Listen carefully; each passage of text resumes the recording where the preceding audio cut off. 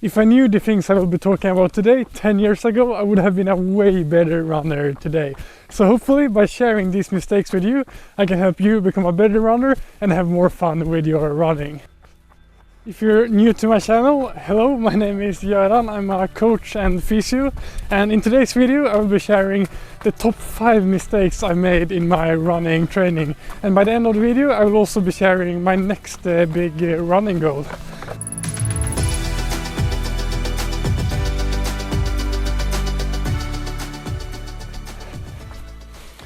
Okay, so if you want to become a better runner, stay injury free and have more fun with your running, I would say that the far most important thing to think about is to have a slow and steady progression in your training load.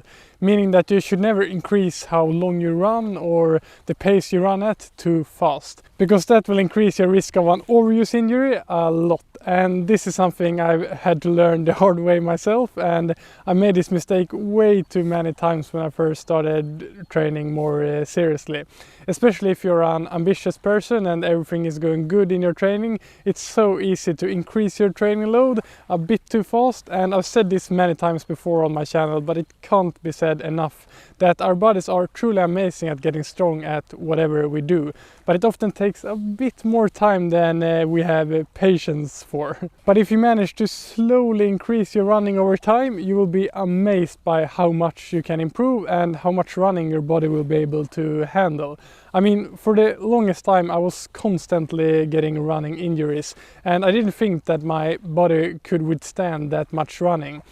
But last year I managed to finish a pretty extreme 100-kilometer ultra marathon without getting injured. And this development, I would say, is thanks to many years of a slow and steady progression in my training.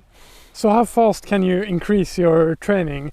There's really no black and white answer to this, but a common rule of thumb is that you should at least never increase your weekly running volume more than 10% at a time.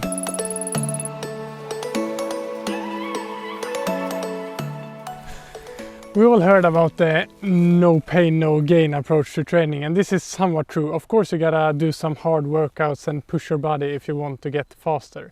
But when it comes to running training, you should for sure not go out and run as hard as you can for every single session. Earlier, especially on the interval sessions, I always pushed with everything I got, and this led to me having to have a really long time to recover for the next hard workout, leading to less of these hard workouts. So if I run these sessions at 80-90% closer to my aerobic threshold, instead of running all out, I can do a lot more of these quality sessions, and even though every single session isn't as hard, I improve more from being able to do these sessions more frequently.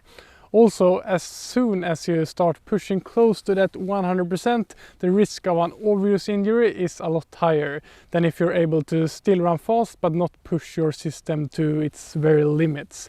A mistake that many beginner runners make is that all of their runs are super exhausting, and besides this not being the optimal way to train if you want to improve over time, I think this kind of approach to running training quite quickly will make you hate running. Because of course it's fun to run fast and push your limits once in a while, but at least for me it's these slower, effortless runs that really makes me love running.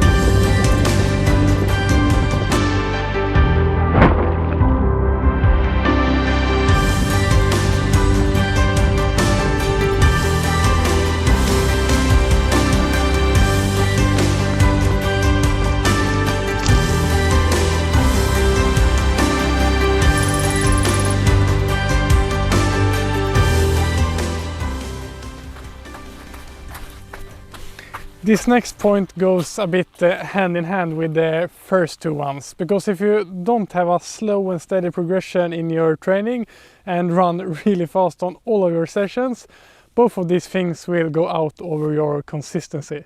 And having a consistency in your training is really crucial to staying injury free and improving over time. For example, if you don't run for a whole week and all of a sudden you do this really tough run or long run, the risk of getting injured is super high. But if you keep running many times every single week, even though many of those runs can be short and slow, you will be giving all of those muscles, tendons and bones and other structures in your body the stimuli that's needed for them to get strong, without doing so much in a single session that you break them down and get an injury. It's not always fun to go out and run, and you don't always feel like it. But as I see it, in order to get those really amazing runs where everything feels wonderful, you gotta have the discipline to also sometimes go out on those runs that are not as tempting to head out on. Because it's not every day the sun is shining and we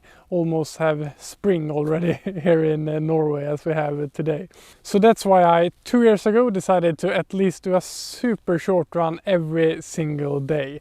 And I have never had so little injury problems after I started this habit. But with that said, it's important to note that when I started this, I had already ran a lot for many years. So it's not something I recommend to someone starting out. Then running every single day will probably be a too steep of a progression. But maybe try to run at least 3 to 5 times every single week, no matter what, and just keep that consistency. And I promise you, if you manage to keep a good consistency in your training, you will have a lot more fun with your running and you'll get a lot more out of it.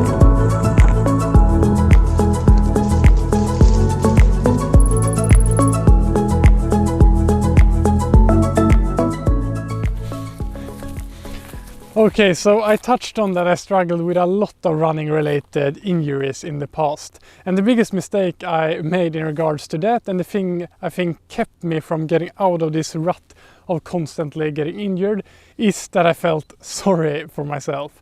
And I thought that I was just unlucky to get these injuries and that my body simply wasn't made for running. And while those things to a degree can be true, it's not constructive in any way to think that way, because you can't control your luck or your genetics. Maybe this sounds a bit harsh, but I recommend you to have the approach that if you get injured, you have done something wrong. With this approach, you can start to look for solutions and change things up in your training instead of just feeling sorry for yourself and thinking that you are just unlucky to get these injuries. Before sharing the last mistake that I have made way too many times, I thought I would talk a bit about my next big running goal. So by the end of this month, I will be running half marathon, and this will be the first time I'll be competing over the half marathon distance. And if you know me, you probably know that I like to experience really cool things and experience cool nature with running, so it will not be this ordinary road half marathon I will be running. So I'll be running a race called the Frozen Lake Marathon, which is basically a race on a frozen lake here in Norway. So I really look forward to getting to experience this and can't wait to share the experience with you as well. 3 years ago I was there filming the event, and this year I will be both filming it and running it myself. So yeah, that's a great new goal to look forwards to.